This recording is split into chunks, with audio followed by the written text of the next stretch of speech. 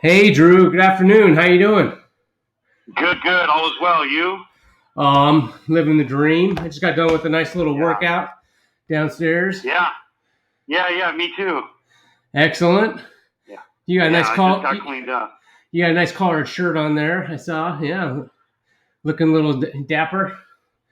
Yeah. No, I just threw it on after the shower. It's like a prison bathrobe, Oh, but not as okay. long.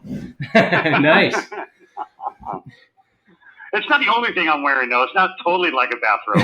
Yeah. All right. Yeah, I put a little collared shirt on too to look nice for this. Yeah. But hey, you So, got a how you neck. doing? Good. You got a necklace on. I haven't seen a necklace before. Have you? Have you had that before? Yeah. No, man. No, it's our dog tag. Oh, yeah, There's yeah. Special Forces emblem Yeah, see, on the other side. I got my little dog Army tag. of God. Yeah, my little Yeah. proverb. Well, look at that. Well, look at us. We're just freaking twinsies. Yep. Huh? 2 peas in a bucket. Yeah, well, now you're making me sweat. Just watching me sweat. Yeah, it looks like I got a nice dep in my hair or something, but that's Yeah, actually sweat. right. Yeah, you're all styled.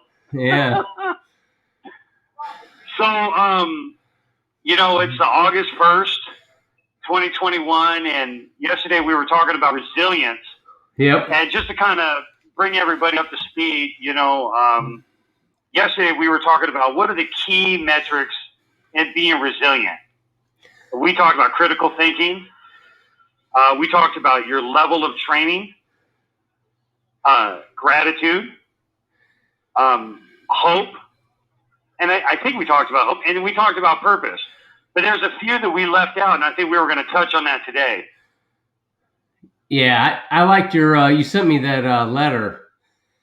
Highlighting 3 things. Let's make sure I got these right. You said perspective, options, and hope. Were those the 3 things you shared with me? Yeah, I also saw those as three metrics, if you will, of how to be resilient in the situation. Yeah. Is you need perspective. And a lot of times people fail, they quit at something, not because they couldn't have made it, but because they lack perspective to make it through. And sometimes it's not about the end destination. Sometimes it's about getting just to the next stop. And it made me think about one of your courses that you went through during Special Forces selection. And you had to make it to certain points by a certain time. And you can only go a certain way. You couldn't use roads.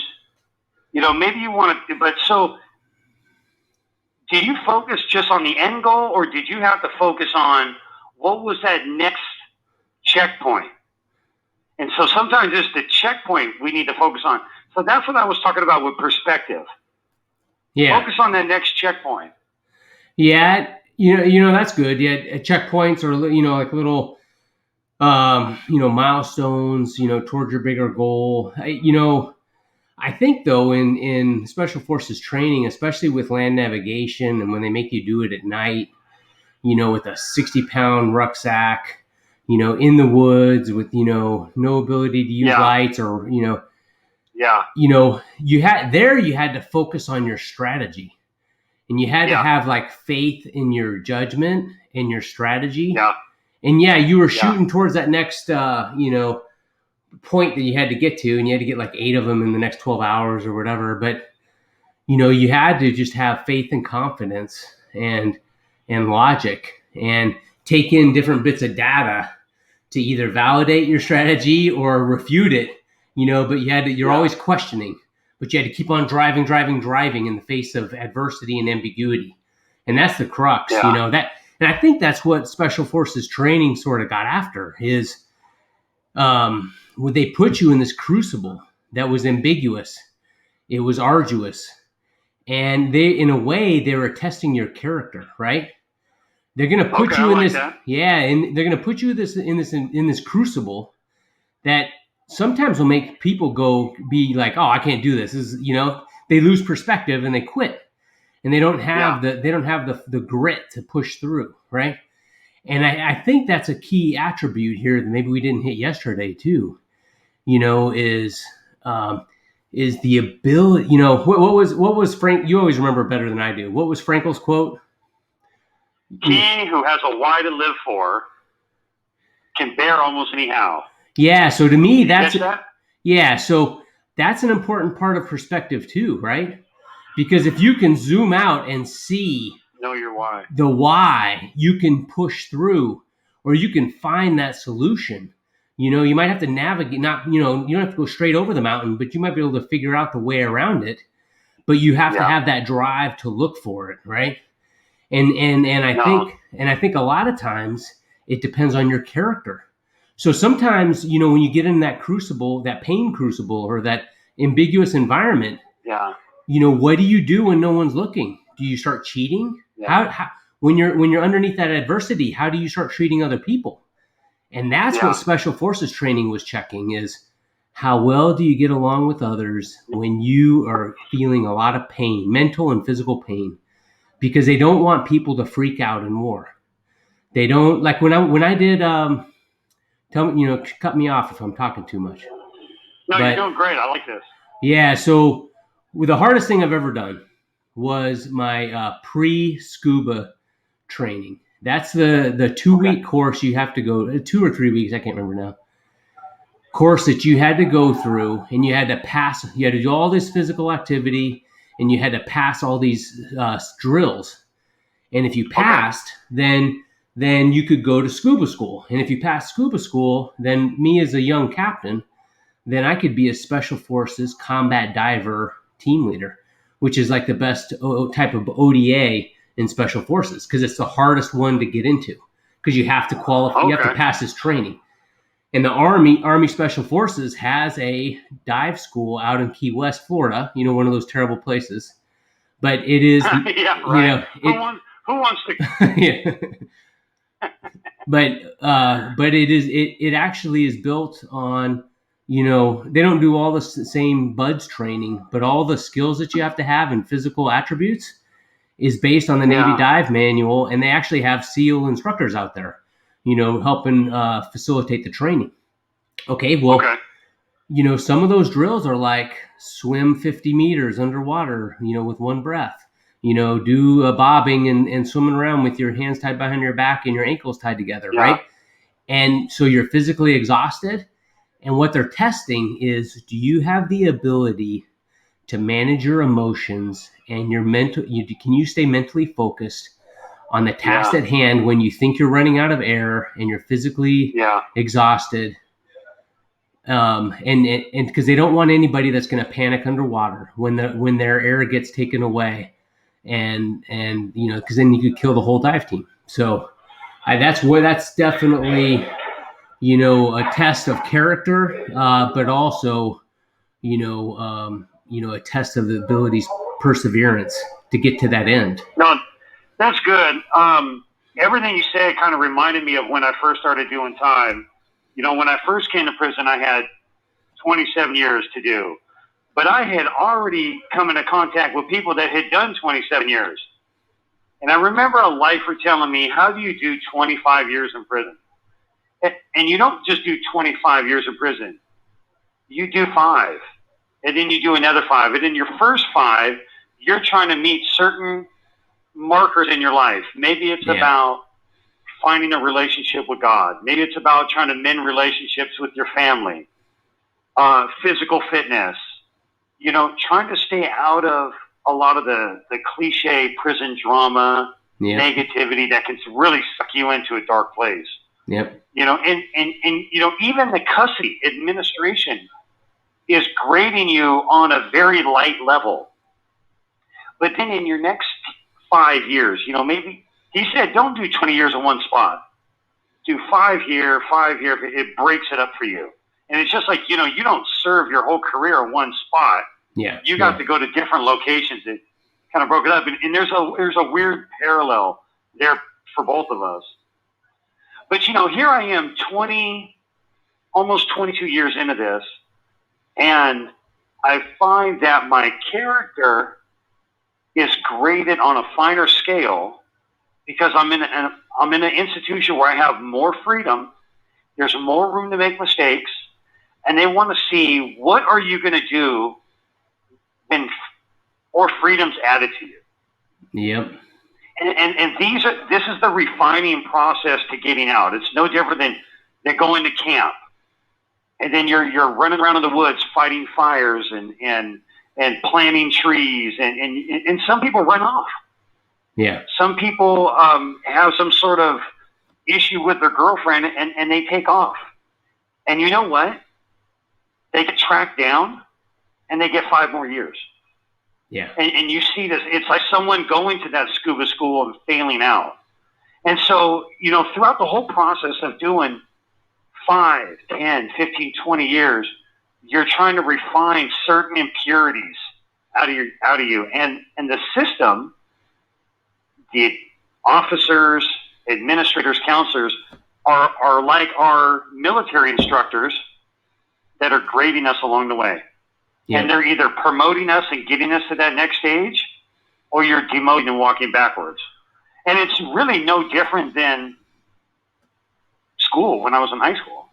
Yeah. It was a similar system. So you see that there are parallels from things in the civilian sector, schools, trade schools, etc., military, which is obviously extreme, but even the industrial prison structure, which is also extreme. Yep. But well, now I'm sweating. I am sweating, dude. Well, and now I'm in Honeywell, right? And we do annual performance reviews, and we just went through our 6-month performance assessments, and and we have a score. We have 8 Honeywell behaviors that we evaluate everybody on, and you get evaluated on, and you get scored, right? And then they give you feedback on what you should do in respect to improve yourself for delivering results to the business, or to exhibit those behaviors in a better manner, because they believe that those behaviors actually foster business success. So another quick pre-scuba story. So every day we would do that, that 50-meter underwater swim. And at the beginning, maybe every day. Yeah. While you're training, we do it at the beginning of the training and then at the end of the training, so you could see what it feels like when you're exhausted. And, a couple people would be able to do it right from the get-go, but most people couldn't. They would come up early. Yeah. Well, one of those days I was getting really close to getting it, and I was swimming to try to get to the wall. And then I don't remember anything else, but then suddenly shaking and waking up on the side of the pool. So, oh, wow. Yeah. So, well, I at least went, I might've gone limp or whatever. Right. So then they grabbed me, drug me out of the pool, and then I popped awake. Right. So right at that instant, they knew I was pretty darn exhausted. Right. But what the instructors, just like you said, you're getting assessed all the time. If they wanted to do another drill that could have put me over the brink, and if then I'd have been a hazard. And if I'd have done that 2 or 3 times, then they'd have said, okay, you're disqualified, you're out of here. But the fact that I didn't panic, and that I was staying calm all the way to the brink, and then the next day I was able to do it, it's almost like I learned and grew from it. That was like almost one of the criteria that they were evaluating. Like, okay, is he going to? And that's the key element of resiliency. Yeah. When I'm working on plumbing, you got to make sure the water's shut off before you work on something, before you start taking things apart. Yeah. you start taking things apart, and it has positive pressure. In our case, 55 psi, between 55 and 60 psi, and you don't shut the water fully off, and you take some off, you're going to meet a waterfall. Yeah. And it's not like pouring out the water in a gallon a bucket, or like a 5-gallon bucket where, the flow of the water tapers off. It's constant. Yeah. And you have to make sure that, you don't freak out under pressure. Yep. You have to have critical thinking, and you fall to your level of training. Yeah. And just last week, a buddy of mine, he's a little bit shorter, and he got in this pipe chase. He tried to reach up and shut off a ball valve, but he didn't have it shut off all the way. And so when he got to taking one of the parts apart, water just started spraying him in the face. And there was a moment of panic, and I was able to reach in behind him, and all I had to do was notch that ball valve another quarter inch. Yeah. And he was able to work on that part.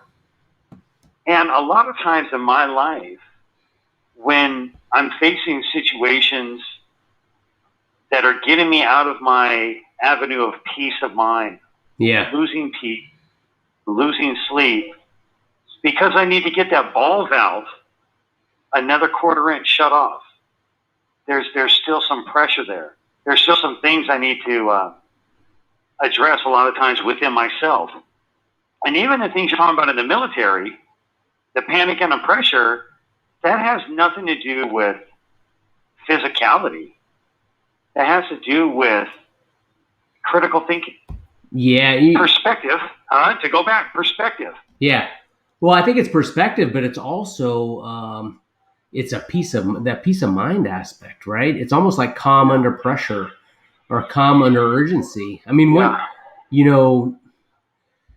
whenever back when I was in the Army, we would practice triage. We would first aid stuff, and we would mark up people as if they had amputated legs, and squirting blood out of their legs and whatnot, and we'd have explosives going off, and then we'd say, okay, you're in charge, and then so you got to go through all the steps to reestablish the airway, make sure the person's breathing, stop the perfuse bleeding, all those items, right?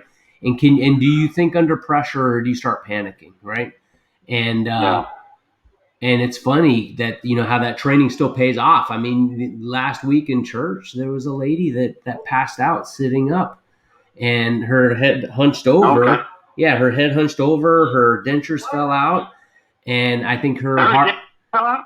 Yeah. Oh, poor woman. I know. Oh, God. But honestly, that's the worst part of this story, that her teeth fell out. But she started turning cold, right? Because I think her airway got cut off and whatnot. And it's like, so my wife, kicks me in the ribs and sends me over there. And, we got her flat. We got her flat in the pew and got her airway established. And, she came to and got all checked up, and she's back in church today, and so. And it was funny seeing the people starting to panic, because they were like, oh, let's get her out of here. Let's take her in the back. I'm like, where are you going to take her? She just needs to lay flat and, get her airway back. And people trying to call her back from the dead. Yeah. Well, they wanted to grab her and take her back into the church, So, but it's interesting on, and I think that sort of like peace of mind, and I'll be honest with you, I forged that because I used to really enjoy. I was attracted to challenging myself, and I did that through rock climbing and ice climbing. Yeah. Because you're always at the pointy end of the dangerous end of the rope, trying to go up this ice formation or this big rock formation. Yeah. And you had to maintain your mental wits about you and your physical fitness, not run out and not get too exhausted so that you fall. And I think that really helped forge, the resilience that I needed for later on special forces training. So that's good. I'm constantly trying to challenge myself too.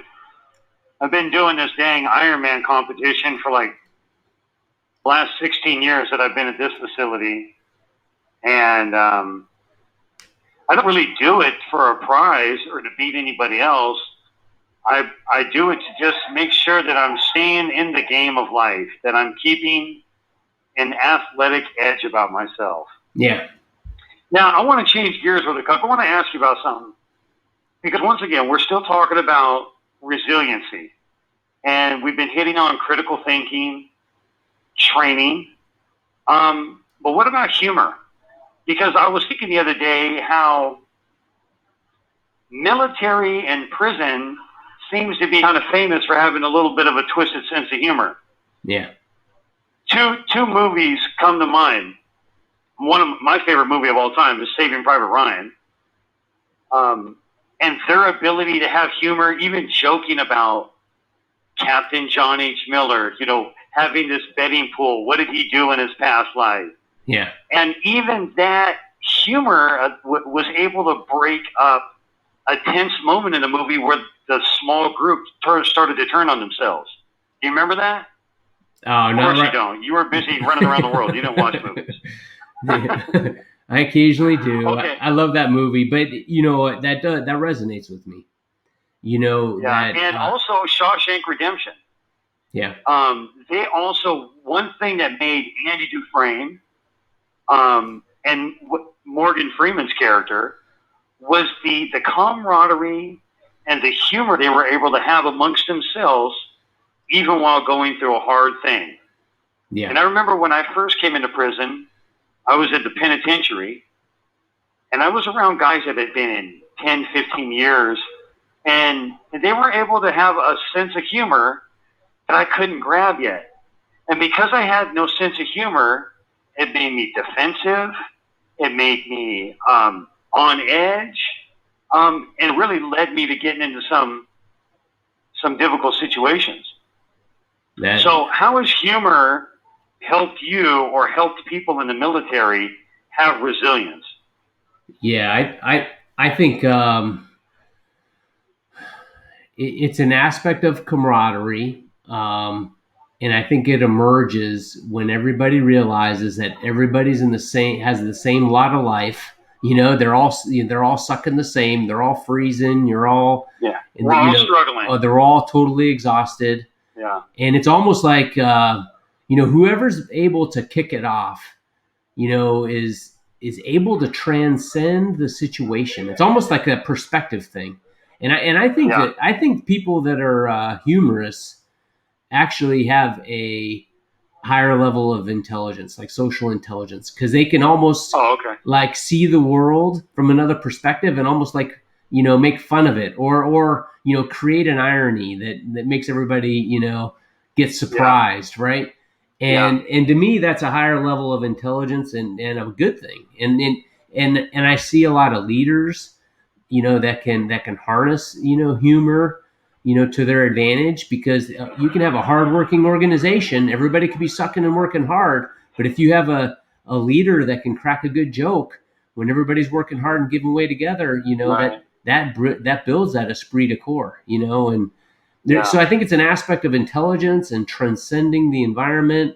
And it is pretty neat. We in special forces, we call it team room humor too, right? Where sometimes it wouldn't be politically correct right now, get a little raunchy, but also we'd be teasing each other, like in your face. Locker talk. Yep.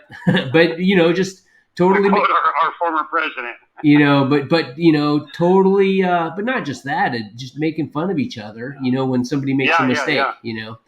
And but there's something to that, because if you can make fun of each other, and then if you can laugh at yourself, that's a key thing. That is the next point I was going to kind of pivot to, is that you can't have a sense of humor if you take yourself too seriously.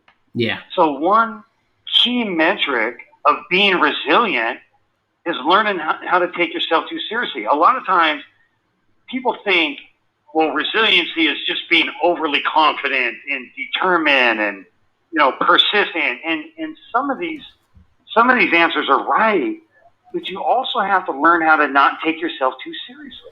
Yeah, and the way to not take yourself too seriously is to your own fallibility.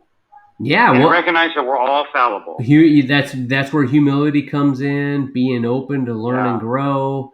You're not always on the high ground or in the White Palace.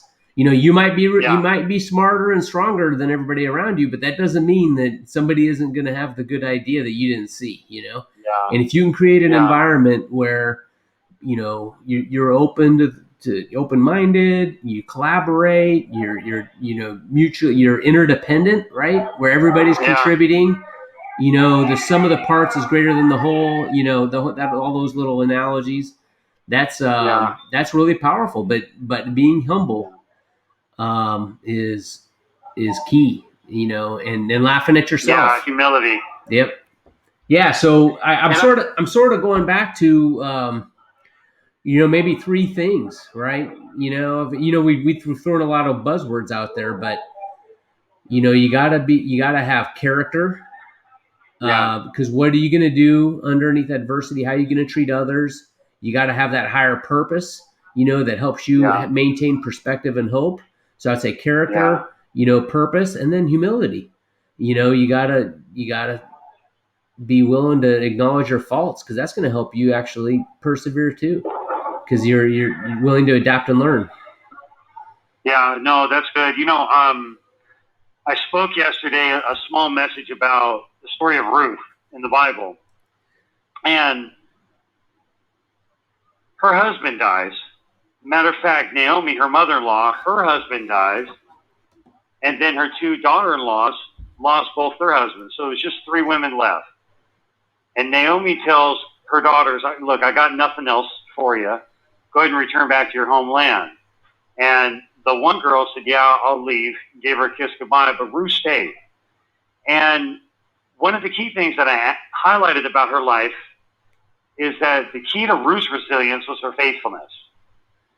And after that, Naomi and Ruth journeyed back to Bethlehem, where she was from, and they showed up at the beginning of harvest. And what a wonderful time to show back up. That just when you've lost all, if you follow faithfulness, you're going to end up someplace where harvest is just beginning. And that you got to have to be really resilient. You got to have a belief.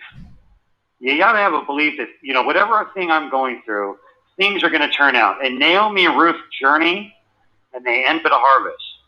The second thing I want to highlight about Ruth is that she went into the harvest and started picking up the scraps to help serve Naomi. So the aspect of servitude, service, purpose also fueled Ruth's resilience. Yep. And faithfulness and service led to opportunity. And she ended up marrying Boaz. And they ended up having a kid together. And there was a full circle in Naomi and Ruth's life, a restoration, if you will. And so those three things, faithfulness, service, or purpose, Yep. and that will open the door for opportunity. Now, I like those three. Yeah, that's pretty good. When you started talking about the teamwork there, those two, it rang in my head as one of the things they push in the military is the importance of having a ranger buddy, or a dive school, having a dive buddy, right? Where you're we have a workout partner. Yeah, yep. And because there's huge strength in that, right? And me and my wife, we're a team as well, right? And each of us she's your ranger buddy. Yeah, she's my princess trooper. Even better. She's my princess trooper, man. I've drug her all over the world, and she's stayed with me thick and thin, unbelievably so, right? But but that ranger buddy, that dive buddy, part of your role is to make sure and check on that other guy, and that he has your back as well, because you're going to have different strengths and weaknesses than he is, but two together are going to make sure, that then you can serve that higher mission, Hey, Colonel, last minute, listen, I think these last two discussions have been great on resilience, gratitude, humor, critical thinking, training, learning, ranger buddy. I just want to tell you, man, how much I love you.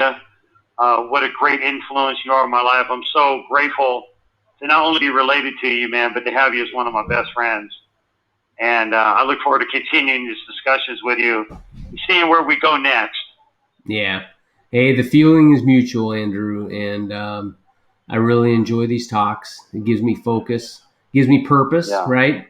Serving, folks beyond my colleagues and immediate family and whatnot, but also I feel a brotherhood with you, and Amen. I look forward to the day when we're doing this outside of your current environment.